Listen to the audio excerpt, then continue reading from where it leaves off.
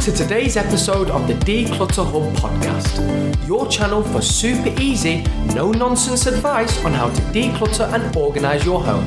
Please welcome your hosts, professional organisers Ingrid Jansen and Lesley Spellman. Hello listeners and welcome to episode 13 of the Declutter Hub podcast.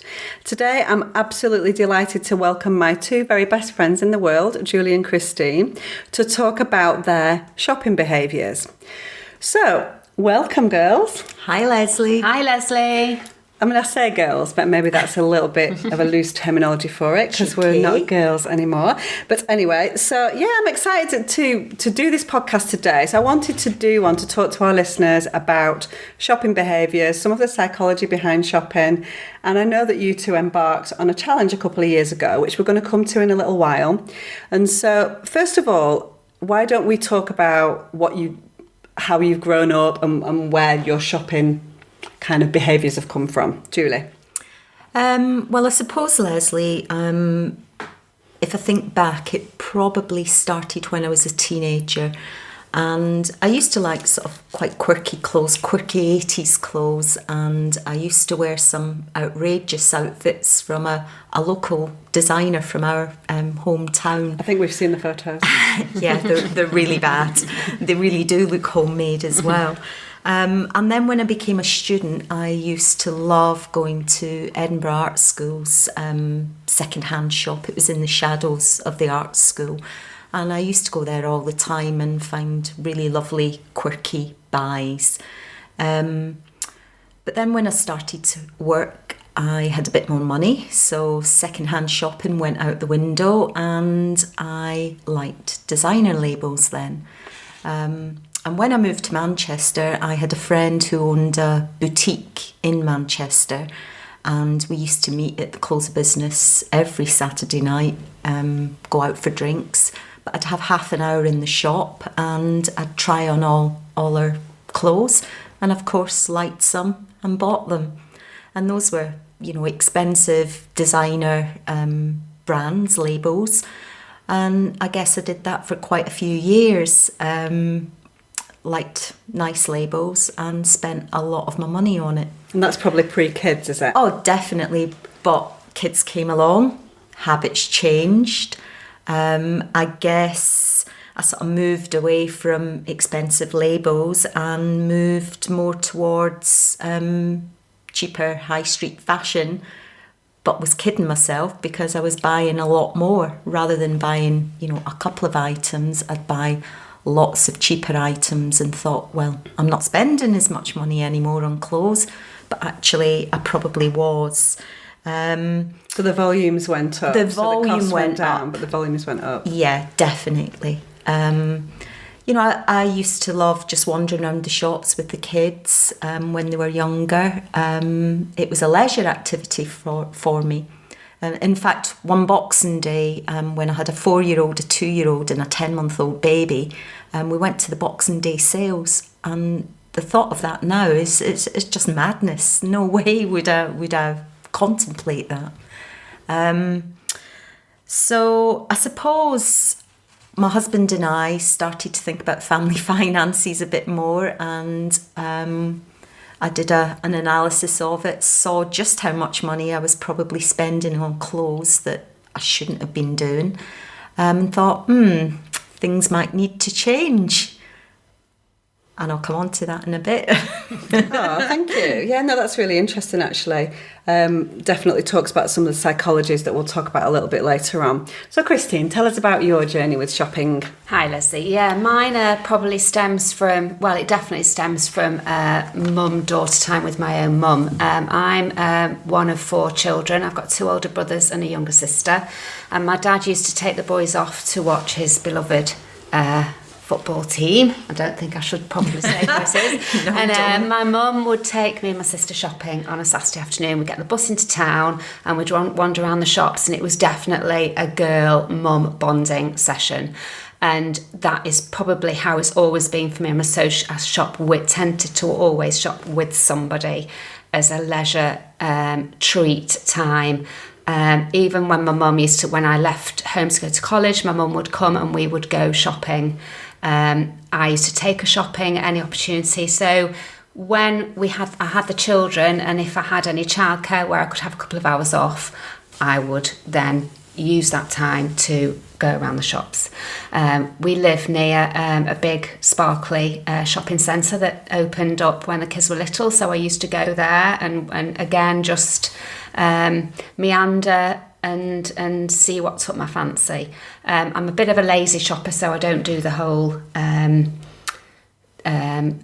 TK Maxx kind of shopping, but if I see something that I like or beautifully displayed, to me it's a nice thing that I would acquire. So that's kind of how it stemmed with it. I'm also a Christmas Day baby. What's that got to do with it?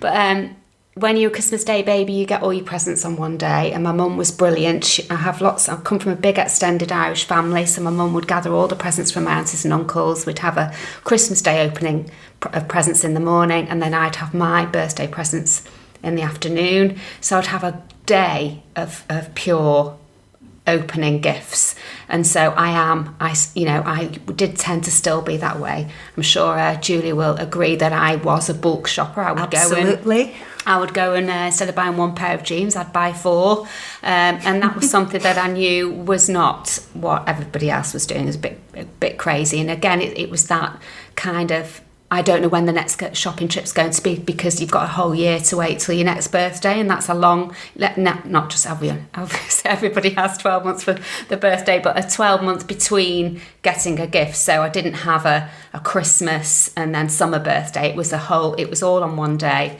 And so I've also been a bit of a bulk shopper, which is not a good thing to be. So my youngest daughter was leaving home, and I realised that I would have a bit more time and didn't want to spend it in the Trafford Centre or any other in Manchester City Centre shopping. So that's how it all kind of came about.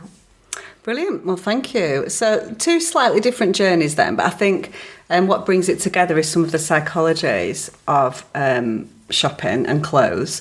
So first thing I want to say, neither of you've got a deep psychological problem with shopping. You're both quite on the normal scale in terms of your in terms of your relationship with clothes. But nevertheless, there are psychologies that are not deep and not problematic, but they still come and they're still important to understand. So some of the things that you spoke about that I wanted to sort of talk about, this thought process that you want to treat yourself sometimes, and Definitely.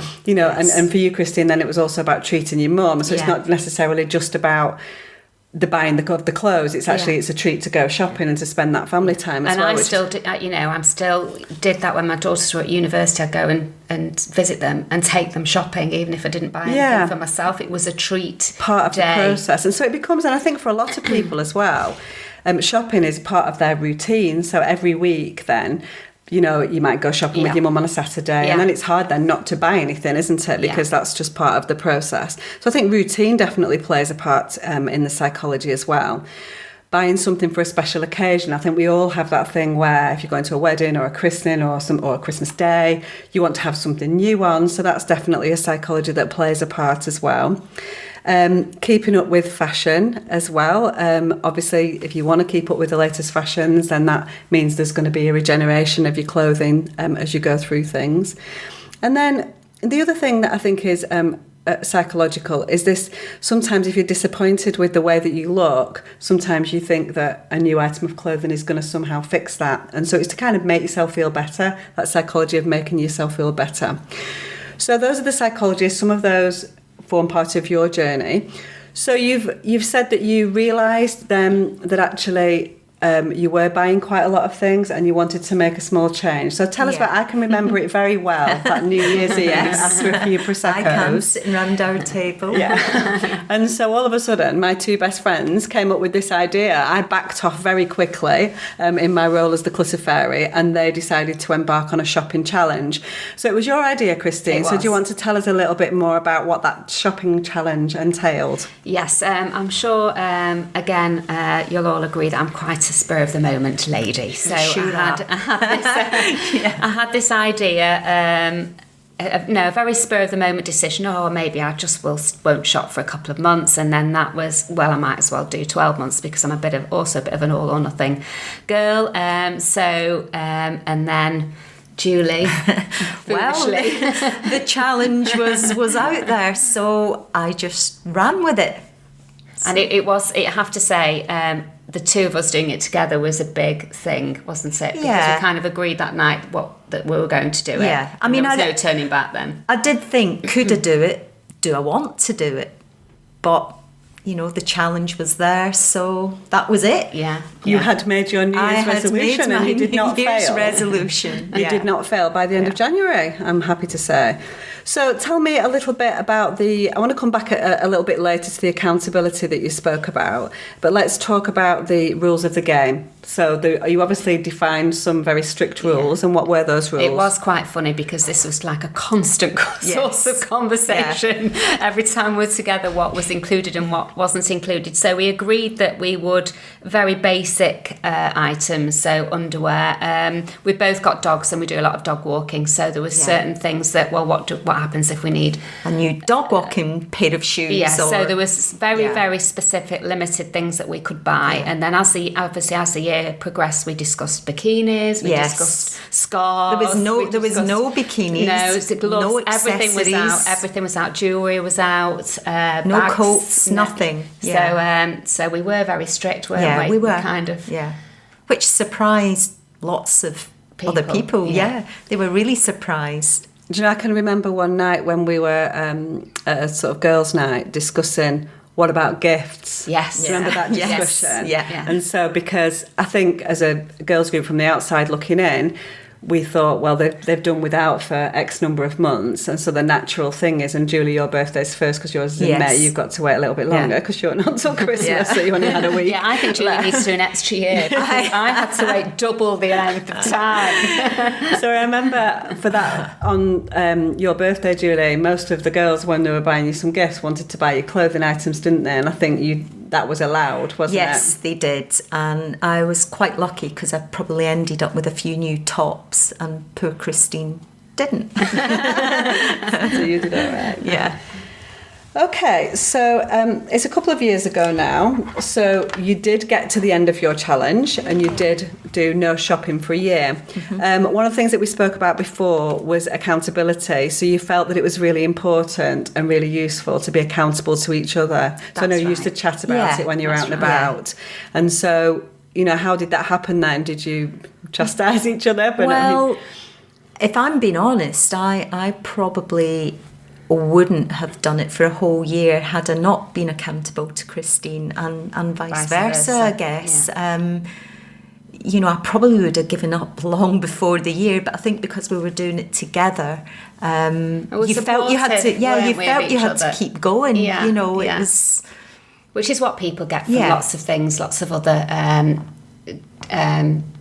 dietary kind of absolutely. I think it's really important to have that accountability. So people who go to Slimming World or Weight Watchers quite often buddy up with somebody, and then there's someone when you're kind of falling off the wagon a little bit to just say, "Oh, keep on going," and to sort of, you know, encourage you to the end of the journey. I remember sending you a text saying, "Oh, I'm really struggling. I don't know what to wear today. Help," and something like that. Yeah, to you, didn't I? I can't remember. Stay strong. Stay strong. The time of year it was that you were had a bit of a wobble. Yeah, and at the end of it, we planned a huge shop in January. We were going to have a whole day out, even maybe go to London, have lunch, spend everything that we'd saved in the year, and we didn't bother because the excitement of it and the pull of it had sort of waned, really. So I think that's really important now to move on then to what you learned. So what do you think that you learned in that year about, what did that process teach you? I guess I thought, I've got lots in my wardrobe already. It made me look at my own clothes in a slightly different way, to wear different combinations of things that I already had, and it made the outfit look new and fresh. I learned that I was a very visual shopper. I like to see things and feel them. So if I didn't actually go near the shops, then I wasn't tempted in the same way. And what about you, Christine? So I remember at the time, after you'd finished your challenge, that you talked about that it changed the types of things that you bought. You know, you went from more sort of throwaway items or cheaper items, and you bought things that were a little bit more of better quality. Yeah. So what it taught me is that I could use my time far more effectively in better ways than roaming around the shops for a couple of hours. And so I used my free time better doing other things. So therefore, the things that I would purchase would be better quality that would last me, so I didn't have to go and keep replacing them. So that is definitely, and that's still with me now. If I have a free afternoon, I do something what I would consider to be more constructive than spending it shopping. And what did other people think of your journey? What did people have to say about it? I think people were genuinely surprised, and they were probably even more surprised when we said it was for a year, because I think they just assumed we weren't going to shop for a couple of months. And then when we said, but for a whole year, and it's no accessories, nothing, they couldn't quite believe it, really. It is actually much harder than it sounds when because a year is a long time to make such a radical change. And I certainly think that my husband and my girls thought that was a silly thing to do for 12 months, that it was too long. But you do, because we live in a country of changing weather, you do have to do the year, don't you, to be really challenged, because you know, we're in a country where it changes a lot throughout the year, so there's loads of temptations to shop. I think as well, because we've both got 3 daughters each, and our daughters know each other, and I think we also knew that we couldn't cheat because we couldn't get away with it, because our daughters would have told tales on each of us. So that was another. We'd only been cheating ourselves anyway, weren't they? That's true. Because it was personal challenges, weren't they? Yeah. Really, rather than. But I think there was all these extra layers to it. So is it fair to say then that it made you more mindful of what you were doing? In terms of shopping, definitely, yes, I would definitely say that. I mean, I now, with my mum, we used to go, I mean, I still do take her shopping every now and again, because she does absolutely love it. But we also will go for coffee maybe, or I'll take the dogs and we'll go for a walk. So I do other things as well as, whereas it used to exclusively be, it was mine and her shopping day if I had a free day where I was going to go and visit her. So that's definitely something that's changed, and for the better, really, because we get to talk more if we go for a walk than if we're shopping.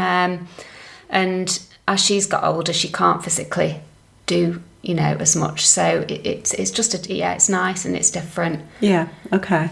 And was money a factor in this? Did you look at how much money you saved over the year? Not really. It was never the initial intention. I think on reflection, I probably spent more money on household items than I probably would do in an average year.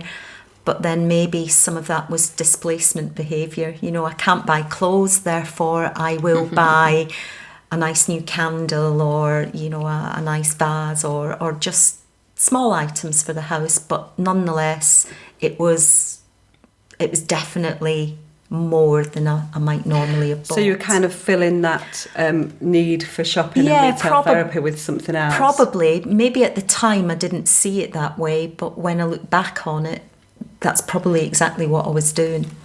I think the money thing's quite hard, because I think unless you are actually putting the money away, so people who stop smoking, if they put the money in a tin, you can see it. But if you don't, you tend to just spend it on other things. We had 3 at university, so our financial budget had to change anyway. So it's probably got swallowed up. I can't say that I came away from the year much wealth, with any more savings than I had before, because, as I say, things change anyway, so that's a hard. It's a little bit more difficult to define, isn't it? It shopping, is. So smoking or drinking or eating out or whatever, it's a bit more defined in terms of what you would probably spend on an average week. Whereas shopping, it's just a little bit more sporadic, so a little bit more difficult to save. Yeah.